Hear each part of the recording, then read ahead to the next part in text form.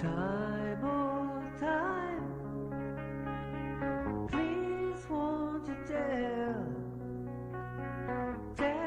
all the stories you know so well. Time, oh time, please won't you say the stories of yesterday right now.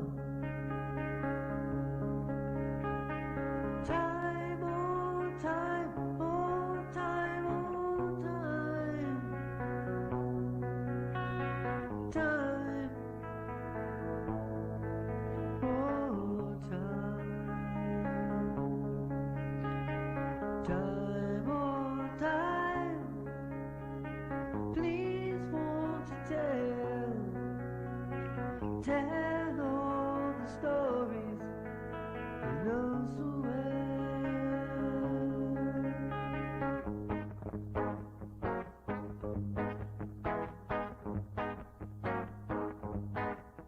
Voices crying in the wilderness. Come and see, come and see. Voices crying in the wilderness. Come and see, my people. Voices crying in the wilderness. Voices crying in the wilderness. Hey, we are the Lord. Everybody the people down. Everybody will be exalted. And the crooked will be made straight. That day.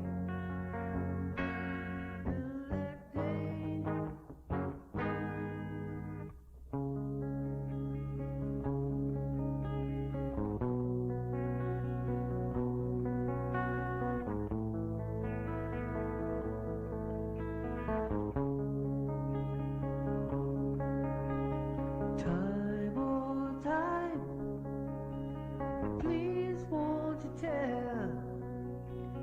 tell me all the stories you know so well.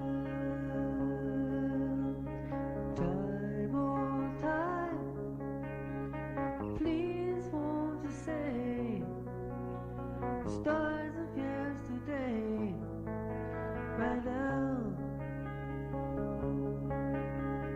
Time, oh time, oh time, oh time. Time, oh time. Time, oh time, please won't you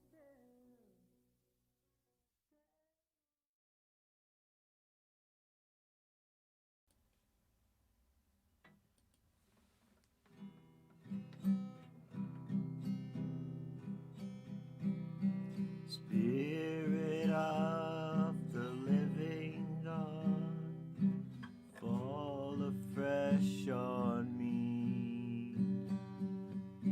Spirit of the living God, fall afresh on me. Spirit of the living God, fall afresh on me. Fall afresh on me. Without him I could do nothing. Without him I'd surely fail. For without him I would be drifting like a ship without a sail.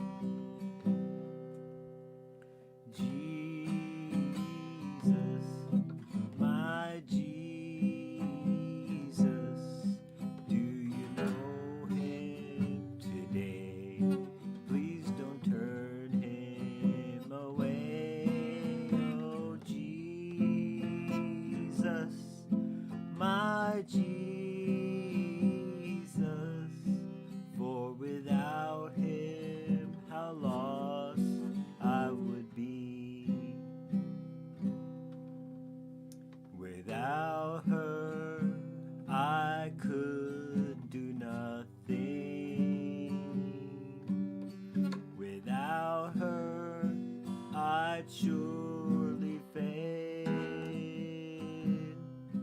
For without her, I would be drifting like a ship without a sail. Shekinah, Shekinah, do you know her today? Please don't turn her away. Shekinah, Shekinah, for without her, how lost I would be.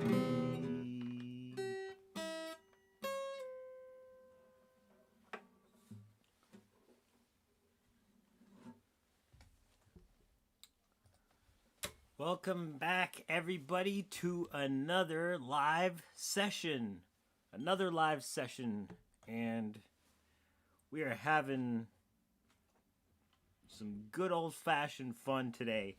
This song, I know it's gonna flag the, not censorship, but whatever it's called, copyright or whatever. You know what? This song is really special to me.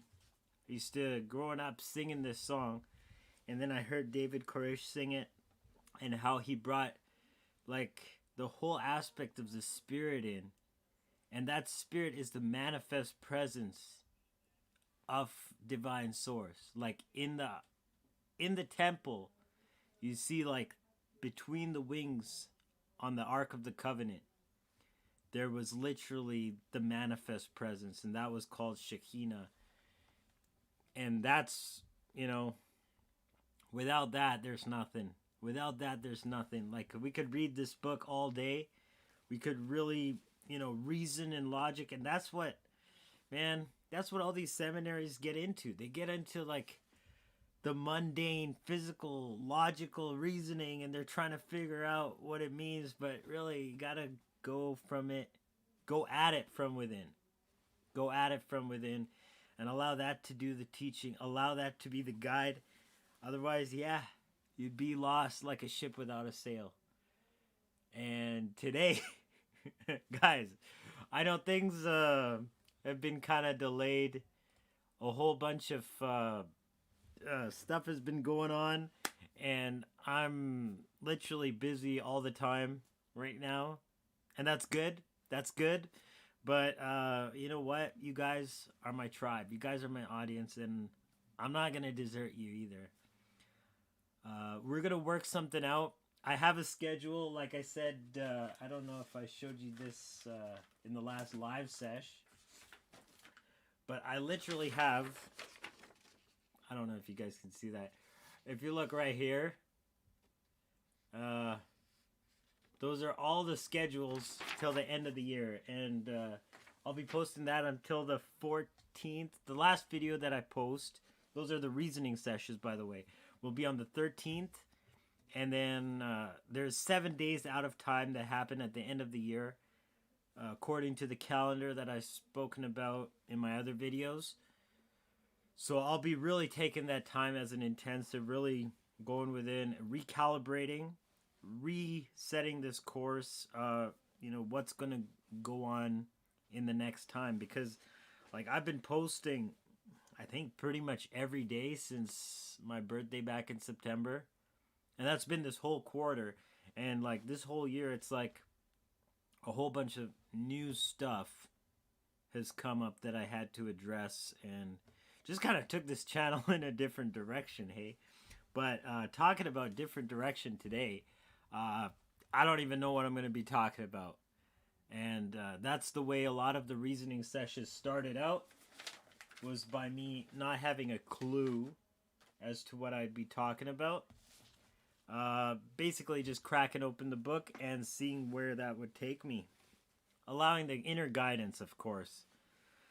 Allowing that inner guidance. So before I begin, we're just going to freestyle it today. I'm sure there will be a lot of insight covered, but, you know, we have to go at it from source. So before I begin, I'm just going to say a blessing. This blessing is in Hebrew, and I don't know if I guess I could translate it for you guys, but I'll just say it in Hebrew, and then we'll just see where we end up.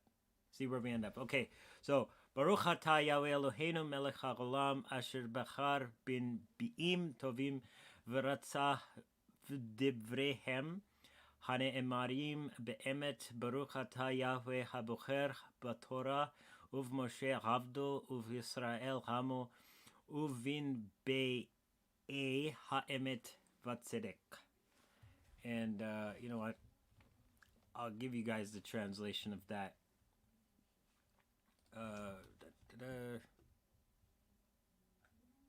If I can pull it up here. I did restart the computer before this live sesh, so things should be flowing well. So it basically is, blessed are you, Yahweh, our God, King of the age, I guess you could say, King of the universe, King of the worlds, depends how you translate the word Holam, but King of the realm might be a better way of saying it, who has chosen faithful prophets to speak words of truth. Blessed are you, Yahweh, for the revelation of Torah, for your servant Moses, for your people Israel, and for prophets of truth and righteousness. And that's basically the summary of what we got here. And I'm just going to open up and begin. Holy, holy, holy Lord God Almighty, who was and is to come. Actually, you know what? Let's just start with that, because that is in the book of Revelation.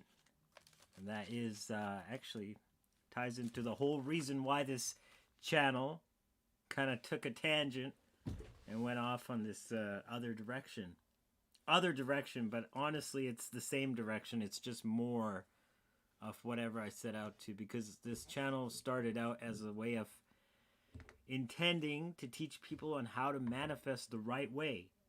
We're manifesting the right way, you know. We're not doing it from our egos, we're doing it with source. And when you do it with source, everything lines up. So yeah, well, man,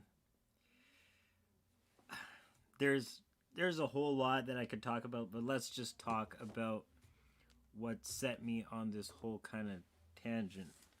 Oh, give me 1 second here, guys. Give me 1 second. I just gotta organize some of this stuff.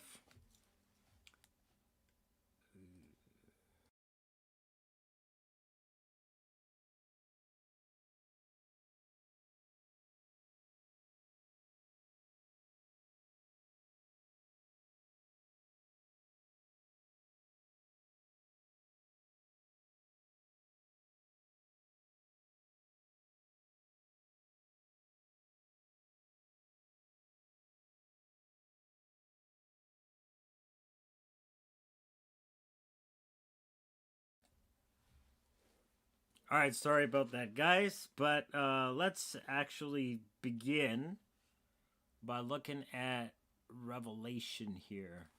Let's get this up on the screen. Okay, come on.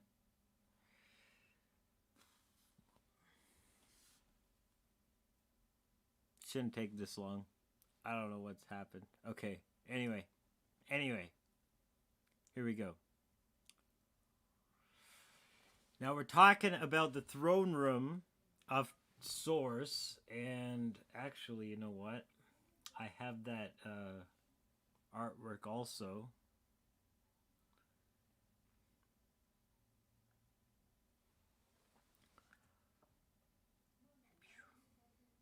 Messiah. I guess, well, obviously I didn't even think about doing this before. So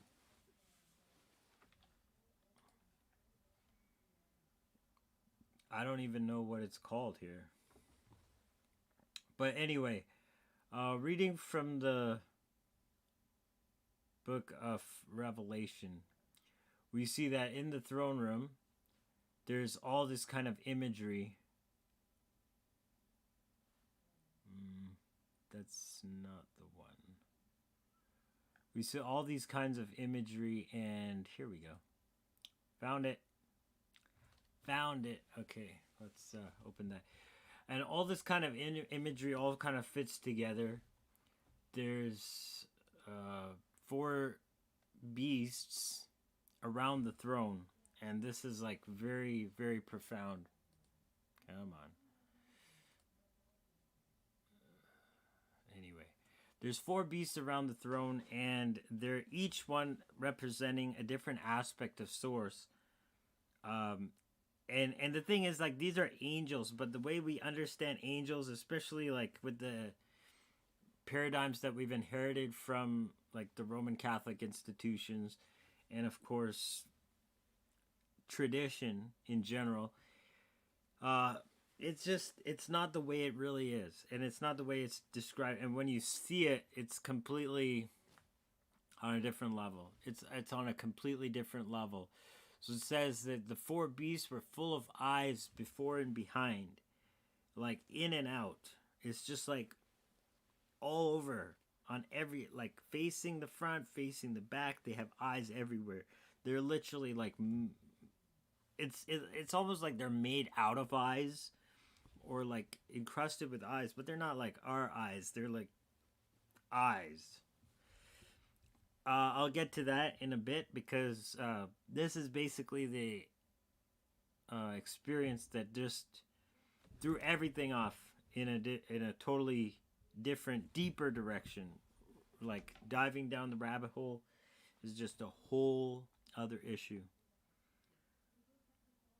Sorry if I seem a bit scattered right now, because I didn't even plan on this. I just, like I said, just open and this is what comes up. So the first beast was like a lion, the second beast like a calf, and the third beast had the face as a man, and the fourth beast was like a flying eagle. Now what I'm going to do here is I'm actually going to bring up the calendar that I have. Let's see if I can do this. Come on. There we go. This is the calendar, and well, for those of you guys that don't know, you have, let's just go here. You have these tropical signs. Now, when you're talking about the 4 beasts, you actually have the lion, which is in the middle of this quarter. And then you have the calf, which is the young bull, which is in this quarter. Then you have the man, which is the middle sign in this quarter. And then you have the eagle, which used to be represented by this sign here, which is now called the scorpion. But that's what one aspect of it. So each of these 4 fixed signs of each quarter represent this, of course, represents the 12-fold wholeness of what is. And that's why it says, let's bring this down. That's why it says in the next verse, the 4 beasts had each of them 6 wings about, and they were full of eyes within. So the wings themselves were full of eyes, and I'll get to this in a bit, because like I said, this is something that totally shifted my paradigm into seeing deeper things and understanding the deeper natures of what I was already trying to understand, but in context with what tradition and institutions have hidden, peddled the very information through this stuff, but they didn't even realize what kind of gold mine they were sitting on. Anyway, like I said, they don't look like what we perceive of as angels, okay? They have 6 wings, and they're full of eyes everywhere, right? And like the first was like a lion, the second like a calf, so they don't look like human. This one had a face like a man, but we'll get to this actually in a bit. And they rest not day and night, saying, Holy, holy, holy, Lord God Almighty, which was and is to come. And in Greek, that sounds pretty cool. We could read it in Greek here. Agios, agios, agios, kurios o theos o pantokrator, O en ko erchomenos. Pretty intense. And that's basically just saying the whole spectrum of isness. Past, present, and future, because isness, like we perceive of time, things come into existence, they stay, and then they dissipate. Same thing talking about here with the calendar. We see each of these are coming into being, staying, and dissolving, or transitioning into the next phase. And it always starts right here. This is daybreak. This is spring, and that's the beginning of spring. Then spring is established. Then spring transmutes into summer. Summer begins. Summer is established. Summer wanes and is transmuted into autumn. Autumn begins. Autumn is fixed. And then it transitions. And then winter begins. Winter is fixed. The coldest months of the year right here, between mid-Jan and mid-Feb, okay? And then right here, it transmutes and gets ready for that birth of spring once again. And that's the threefold nature, which was and is and forever shall be. Anyway, is that aligned well? Well, I guess the Greek is off, but you guys can see this stuff. Okay. That's all right. Sorry, guys. Things have been so, like, busy. I want to get this more refined and get this kind of program. I don't know. I don't know if it's interesting enough, but, you know, sharing whatever source reveals. So anyway, that's that. And it's like intense. It's like a ripple goes out every time one of these. What I want to describe is actually what it actually looks like in that throne room. And normally, like in our physical experience of things, we wouldn't know this. But let's just say I had an experience this spring that actually took me there. And what I saw literally just put me in a completely different perspective of things. So I'm going to go to this page right here. And we're actually going to look at this. Now, like, what we can see here are some of these beings. And in this image, this is what I saw. They have 4 heads. Each one of them has 4 heads.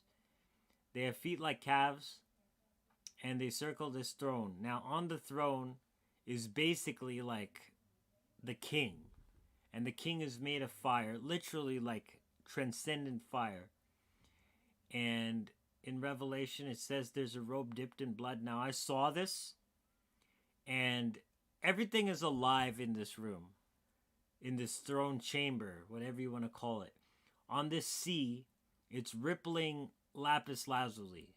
Not exaggerating. It's like the rock is literally Lapis Lazuli. The being is literally fire seated on the throne, and like the lion just coming forth in all its power. And the rainbow that is above the throne is alive. It's pulsating. It's like it's breathing. Okay? This is what I saw. This is what I saw. That made me really shift my paradigm and really get into all of this stuff. Really start looking at this stuff on a whole new level.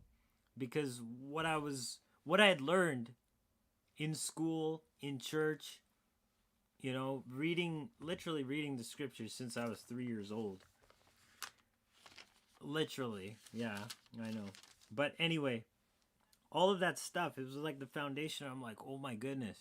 This stuff is real, but it's real beyond what I think of as real as 3D time space. This is transcendent. This is actually where 3D time space gets its cause from. And like, what am I doing? Like, working for physical ends. Like, why don't I work for these kind of ends? Why don't I focus on this, which actually matters way more?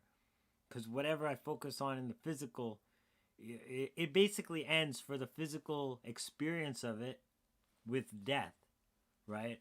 And I'm like, Well, if death is a physical concept, why don't we focus on that which cannot die? And that's why I came to this. And what I saw also parallels to what the prophet Ezekiel saw, which I'm going to go into right now. And this is how I knew what I saw. Because I'd read this stuff growing up. But it was just like, oh, it's out there. It's out there, and it doesn't really fit into any kind of experiential way of thinking about it, relating to the world. But let's see what Yehezekiel actually saw and how that compares to what I saw. Let's bring this up here. So he's in the captivity. If you know the timeline, the 12 tribes were split into 2 kingdoms. At the end, the 10 tribes were taken off and the 2 tribes remained. But after that, the 2 tribes were taken off into captivity. And this is during that captivity when he's writing this. Now, he saw a whirlwind come out of the north, a great cloud, and a fire enfolding itself, and a brightness was about it. And out of the midst thereof was the color of amber, out of the midst of the fire. And out of the midst thereof came the likeness of 4 living creatures. There again, 4 living creatures. This was their appearance. They had the likeness of a man. So he's describing them as being more like people. And when we look at the image that I tried to draw this to portray what I saw, but this doesn't actually show what I saw as much as it shows how profound and majestic what I saw was. But here you can see they have 4 heads each, and those are the 4 heads. And according to this, let's see here, 4 faces, everyone had 4 wings. In his thing, he saw 4 wings, but I saw them here with 6 wings. That's good enough. So 2 wings at the top, 2 wings wrapped around them, and then 2 wings on the bottom. And their feet were straight feet. The sole of their feet was like the sole of a calf's foot. That's kind of like what I saw too. But they're just like straight. They're just straight. Not like Captain Ahab's peg leg, but it's straight. And there's no like direction. Here's the thing. There's no direction. Like, you know what? There's no front and back. It's all front. Every way you look at it is the front. It's a fractal. As we are here looking at fractals. And it's something else. It's something on a different level, which is why like it was like such a major download that I just couldn't. You can't go back. Once you see things, once you understand the deeper meaning, like understand the deeper meaning, you can't go back and just be like, oh yeah, I'm going to do whatever I was doing beforehand. But he's describing them. They had hands of a man under their wings, and then their faces and their wings. They went everyone straight forward. So it's not like they turned. See, they didn't turn. As for the likeness of their faces, they 4 had the face of a man, the face of a lion, on the right side, the face of an ox, and the face of an eagle.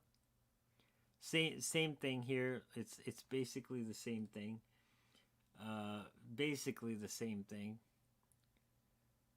And they have these intersecting wheels, like gyroscopes. That's the best thing I can compare it to.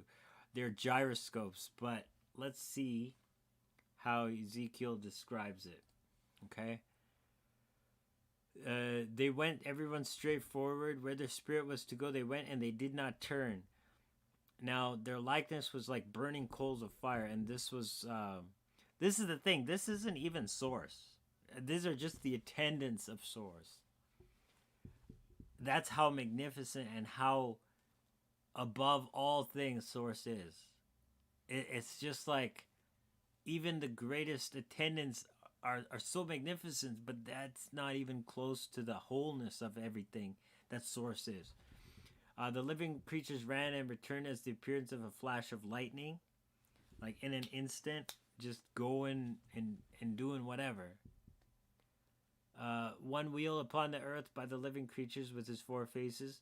The appearance of the wheels and their work was like the color of a beryl, and they four had one likeness.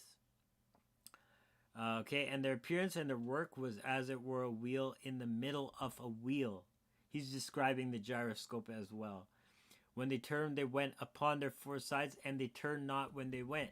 That's also like a gyroscope, constantly spinning the same angular momentum or angular direction. As for the rings, they were so high and dreadful, and the rings were full of eyes round about them four. Same thing. It's like those eyes are just embedded. It's like awareness. Even in Revelation, the Lamb has 7 eyes. It's like 7 is the number of completion, and eyes is the symbol of awareness. So it's literally like omniscient. That's one way of looking at it. There's many levels to that, and of course it says 7 eyes for a reason. Otherwise, it would just say omniscient, because it says, Lord God Almighty, omnipotent, right? Pantokrator in Greek. It's very specific with words, and we can't put our own meaning in it and try to extract something out of it. Because check it out, that's like Lord God, right? People say Lord God means the same as God, and God means the same as Lord, lowercase, all caps. What's the difference? Well, there's a big difference, and they're all talking about different things. But anyway, this is literally it. So those are just the attendants. And like I said here, the attendants are around the throne. And this whole scene that I saw was alive. And these are also like other angelic beings. I can't really get into that right now. But they also were surrounding the throne and just in attendance and just constantly like attending. These pillars here, literally like ruby and emerald and amethyst and whatever, carbuncle, these were alive and glistening and shining like crazy. The rainbow had colors, of course, the horizontal colors or vertical, but also the other way. Horizontal, vertical, both. Both is what I'm trying to say. And the colors also were shifting. It wasn't static like we have in our realm. And all of this was like radiating a glory of a majesty of a king. Literally a king. And that's why the crown also. Because it's just so kingly. So powerful. So magnificent that like I couldn't describe it. So when I came back from this experience, it was literally like, there's nothing left. There's nothing left here.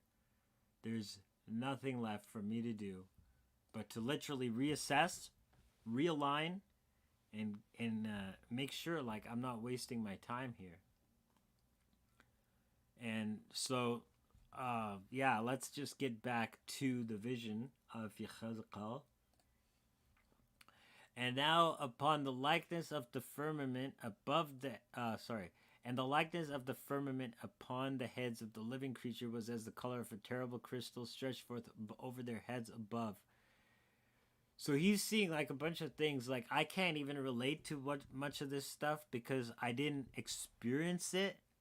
But what I did experience, there's some of this is so descriptive of what I saw. I can definitely say what it was like when I saw it. Some of it is just like, yeah, this is cool, but it's not what I experienced. But in that fullness, like what I saw took only maybe, the experience lasted a couple hours, but the vision was like, boom. It was an instant, and before I knew it, I was coming back. I was coming back to my body, and it's just like regaining and like weird stuff, guys. Weird stuff, but it's almost the same thing. That actually, I see a lot of parallels between my experiences and the experiences that he had. Yechezkel, that is, or Ezekiel. English is Ezekiel, but in Hebrew it's Yechezkel. Now, all these creatures are here surrounding this throne, and here's the point that I want to point out here. Above the firmament that was over their heads was the likeness of a throne, as the appearance of a sapphire stone. And upon the likeness of the throne there was the likeness as the appearance of a man above upon it. Above upon it. Sorry, my eyes are like super tired right now because I'm running on kind of low sleep. But this is literally also what I saw. Appearance of sapphire stone. I don't know if this dictionary will actually have it here, but the stone of sapphire, that's it in Hebrew, Even Sapphire. And if we look up the word sapphire, I think it might show it in this dictionary. I don't know. But it actually means not like sapphires like we think of, like the clear blue stones, corundum. But it actually is talking about lapis lazuli. See, it says it right here. Lapis lazuli. So, do I have some? I have a whole bunch of lapis lazuli. Let's see if I got some right here. I do have some. Just a little piece, and if you can see it, it's like this cloudy, veiny, really nice deep blue stone. And it has like veins of white in it, and there's speckles of pyrite as well. And that's talking about gold. There's many references where it talks about that. Let's see if this thing is not too slow. Let's try and bring this up.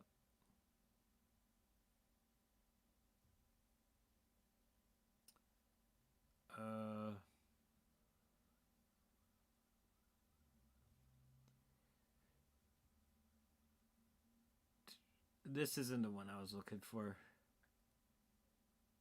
That's okay. That's okay.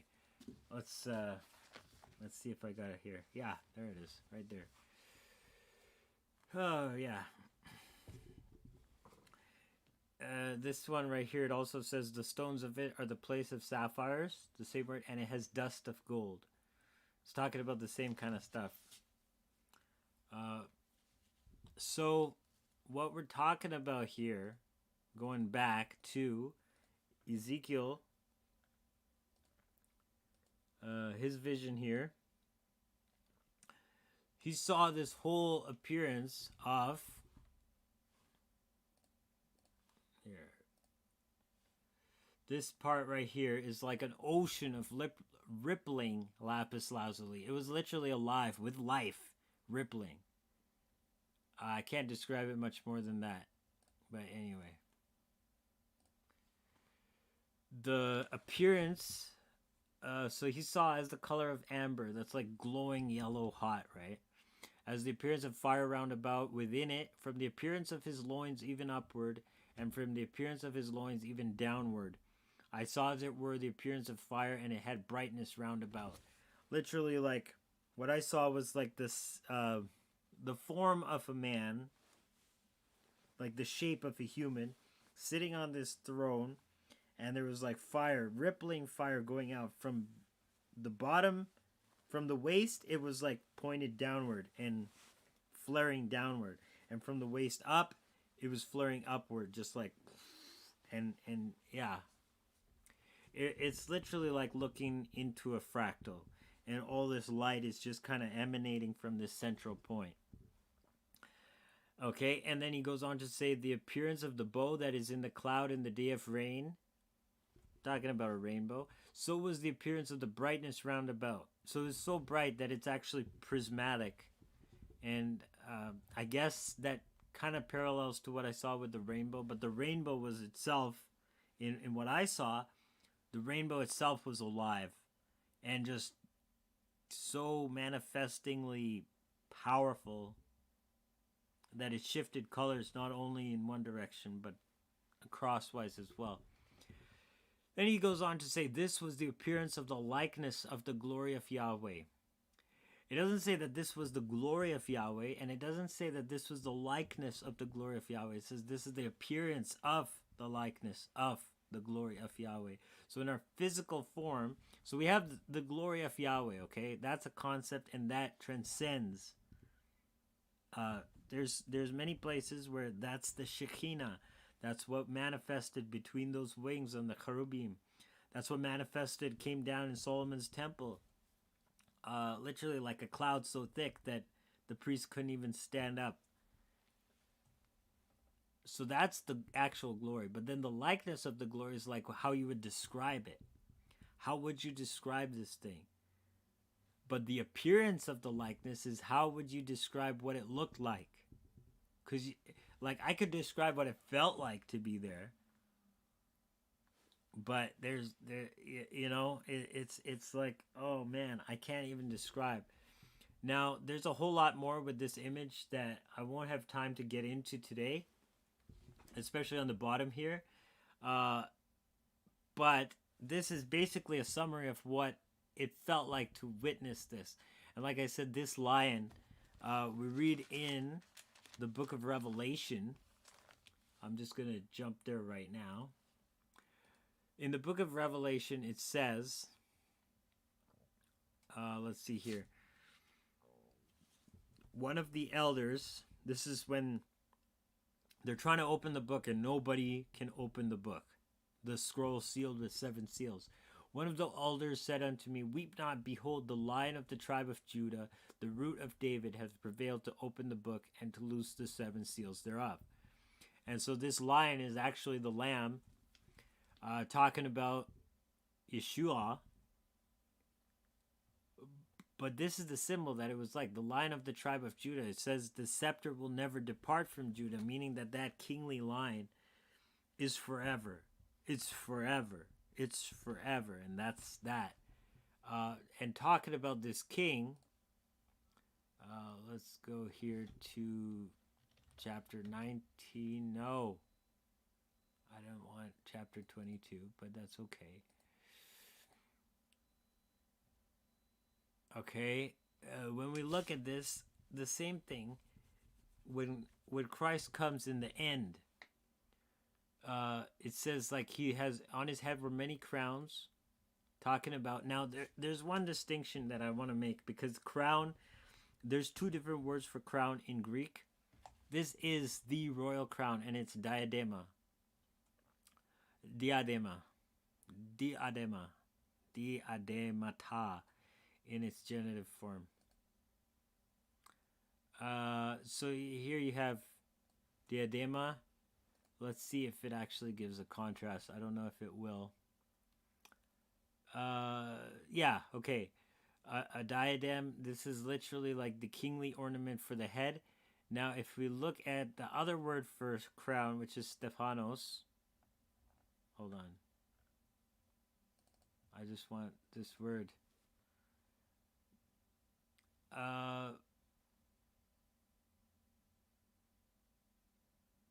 There's a difference here. I don't know.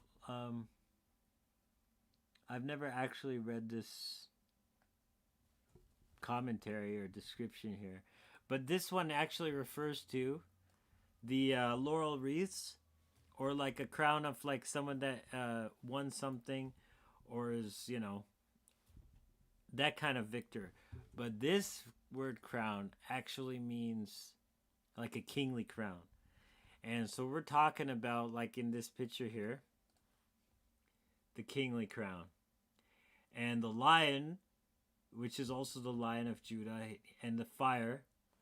Now, this flame is going this way, and this flame is going this way, but it's not so specific because, like I said, in what I saw, it was actually a being sitting on this throne.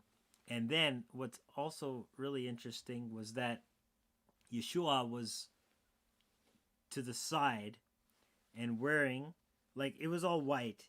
It was all white, like fully the scene was so brilliant. Like I saw all the colors, I saw all the, the pillars. These pillars were literally like glistening alive. It was like cloud everywhere. I saw the beings, and the beings, man, when you see their eyes, literally like each of these wings have eyes in them. I didn't take the time to draw that part of it, but it's like eyes. You're looking at a creature made out of eyes, and when they come in front of you, these huge eyes would just go like, and it's like you're undone, man. I've never seen anything like that in this physical realm. You know what? I don't know if I ever will, because it's like, yeah, maybe if you meet the giant kraken, those eyes are pretty big, but those are only two. This thing was like completely different. And that robe dipped in blood. Let's check out what Revelation 19 has to say about that. He was clothed with a vesture dipped in blood, and his name is called the Word of God. And as it says, King of Kings and Lord of Lords. This is the judgment, the great final judgment against all the people that have basically made war against Source. Just done everything in defiance to Source, and that's the majesty of this final victory. But I want to share this. See, this video, man, it took a total turn because I didn't plan on saying any of this. This is more of my personal experience, but also using scripture to share, because it's almost like once I had that experience, I had to recalibrate and see, like, what am I doing? What am I really doing? Is what I'm doing really worth it? Is what I'm doing really, really worth it? And yeah, like, of course, like I made videos, talking about how do we manifest using this. What is this actually talking about? What is it actually talking about? I'm not talking about institutions. I'm not talking about the Roman Catholic Church. I'm not even talking about Protestantism or whatever. I'm talking about what does the book say for itself. When you understand that, you realize, like, none of that is accurate. And the only thing accurate is what's going on in here. Once you ignite that fire with the living fire, anything else is physical. Anything else is like what physical perspective we've used to harness these physical understandings of something that's transcendent. You don't get very far doing that. And even manifestations, like how well is your track record manifesting from your ego? How well have you manifested things based on your own ego? Really be honest with yourself. If you want to manifest anything, really get right and really cut down to what the actual meaning is of what has unfolded already. What's the meaning of what you've manifested for yourself? What hasn't manifested? What you've actually manifested the opposite of since trying to manifest that thing? Put it all together. Understand what's really going on. What works, what doesn't work, why it worked, why it didn't work. What's your state of being when you're manifesting these things? Manifestation is great, but there's a power that comes through when you tap into this. There's a power that comes through when you tap into this that can actually manifest things that you have doubts about. You can't manifest when you have doubts about something, because you'll be manifesting the doubts of it. That's what it's all about. So how do you get rid of those doubts? How do you get rid of that anger? Like, say you had a manifestation that went terribly wrong, or worse than terribly wrong. What if you had a manifestation that led you right to the precipice and then went terribly wrong? I can speak from experience, guys, and I'm sure we all can when we really dig deep and realize, oh, that experience was manifested, but why did it manifest that way? Even if it's a good one, why did it manifest that way?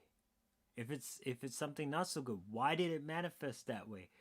We do all these things and get everything into perspective and realize that once we do that, we'll be able to walk in a deeper perspective. Things just start to make sense more, and we're able to apply more of these principles, more of these techniques, and actually see more success. So that was a huge wake-up call when I had this vision. It was literally a vision. I literally, I didn't know I left my body. It didn't feel like I'd left my body.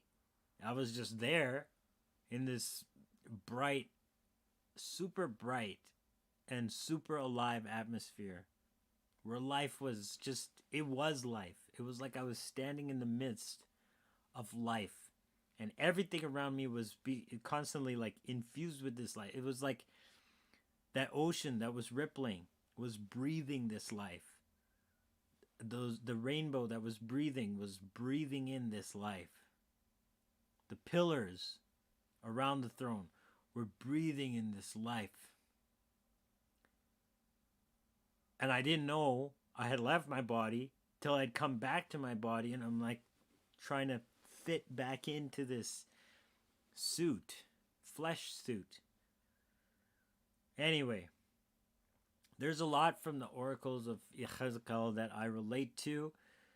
Many times he's just yanked up.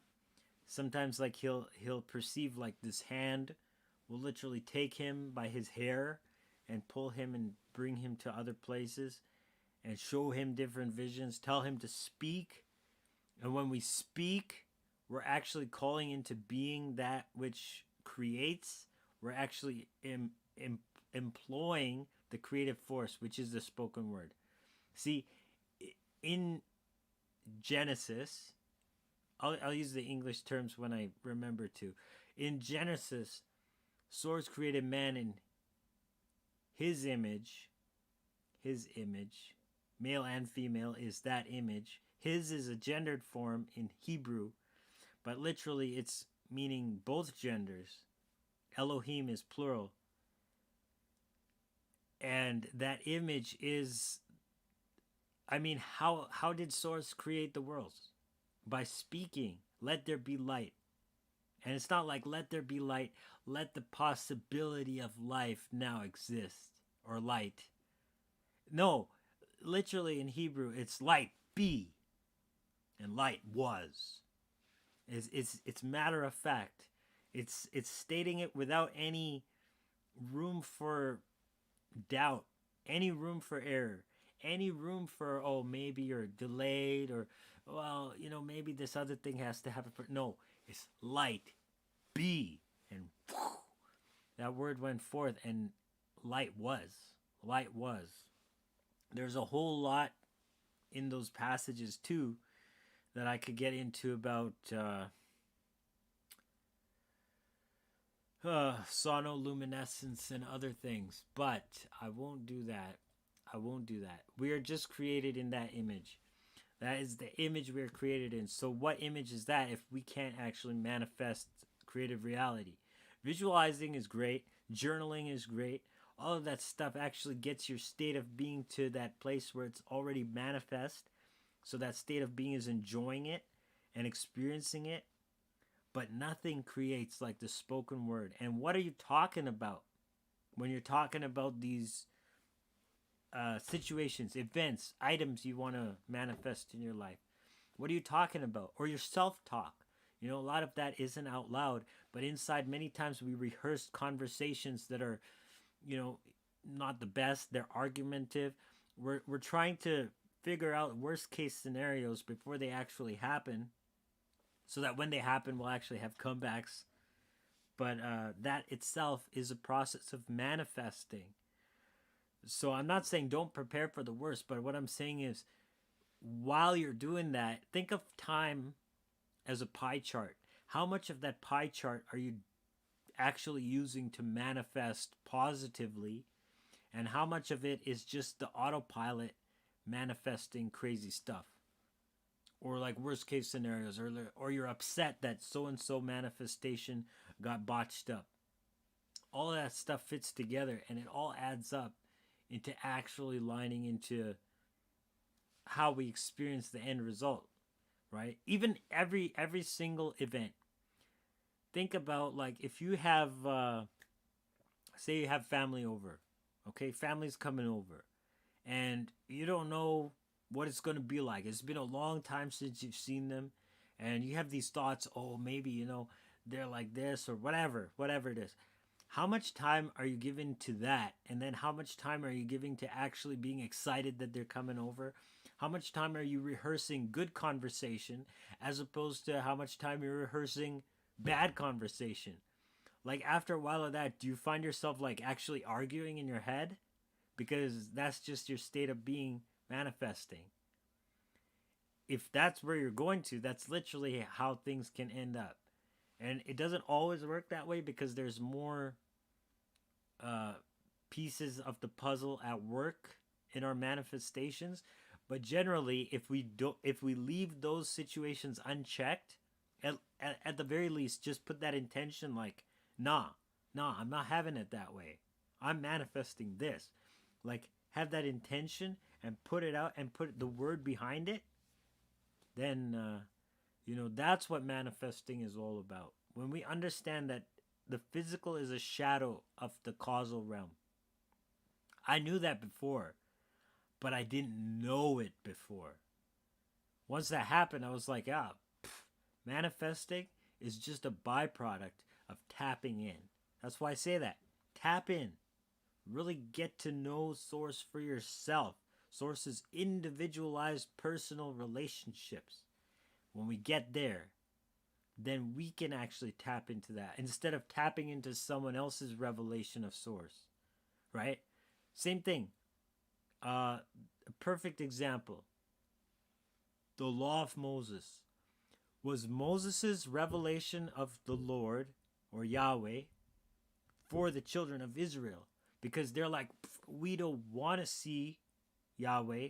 We don't even want to... You talk to him for us, and you tell us what he's saying.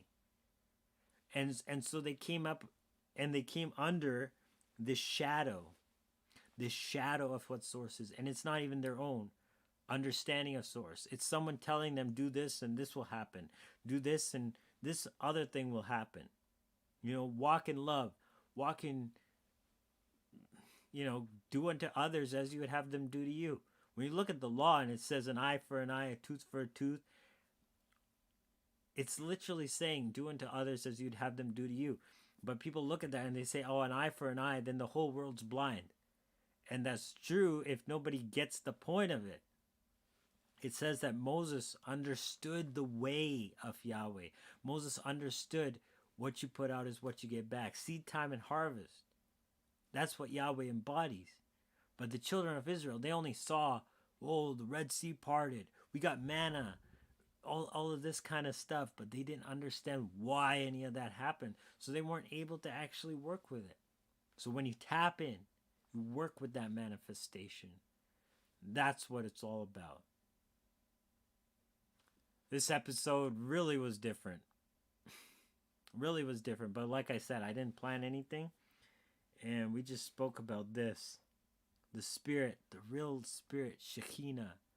That spirit between the wings of the cherubim. Without her, I can do nothing. So, I just want to bless all of you guys. I know this show kind of... Just my videos, man.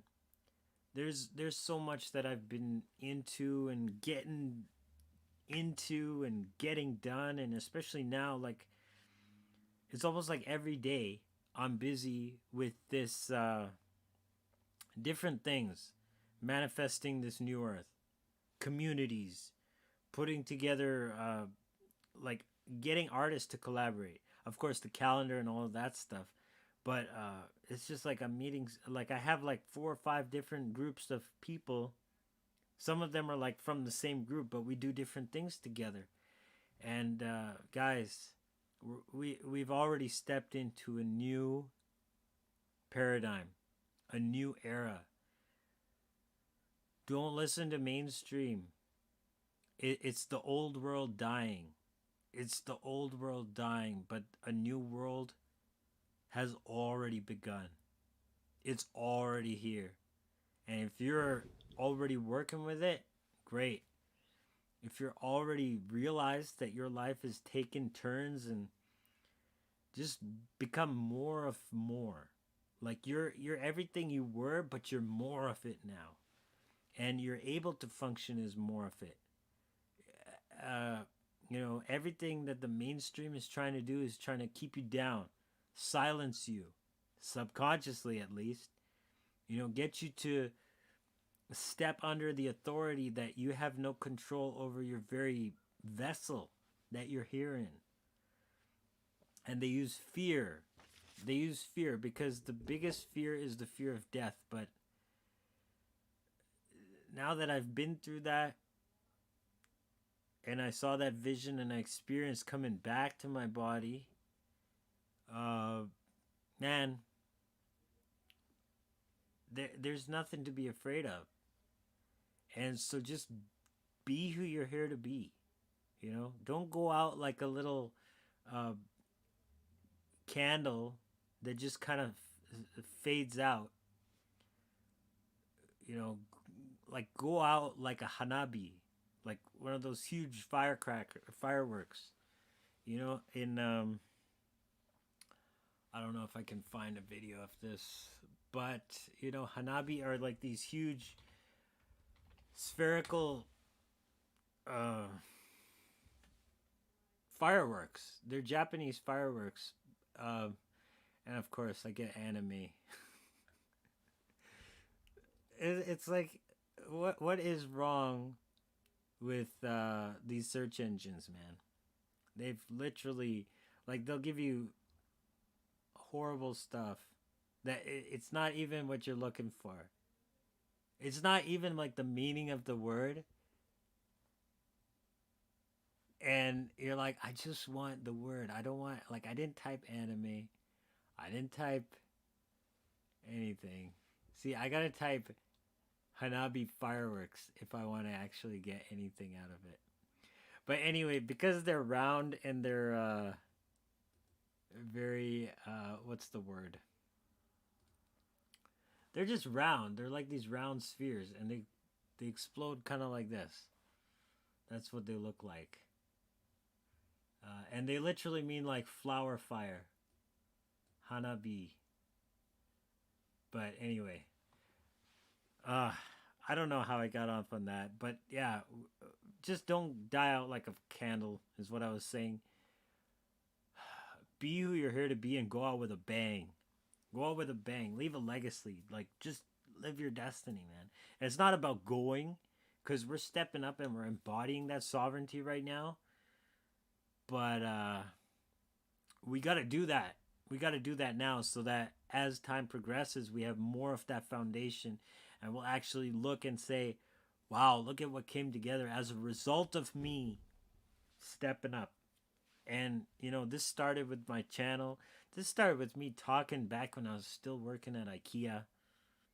I would talk about stuff like this to others and, they didn't get it.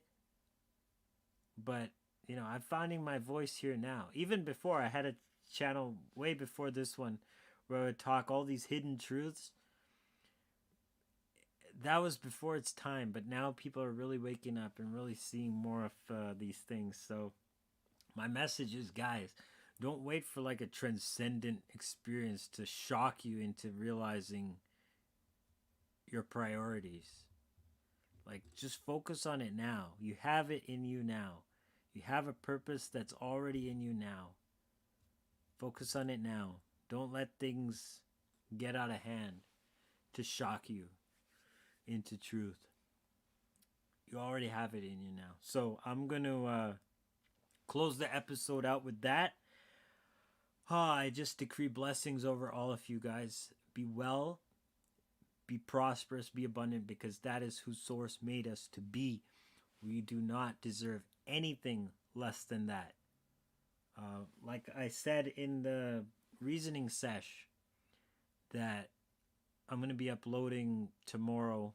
I'll be uploading the Joel Fernandez show tonight. It's just finishing exporting right now. And just because yesterday I was at the rally, and you're going to see that in the show as well. But we had company over, and things just been kind of busy.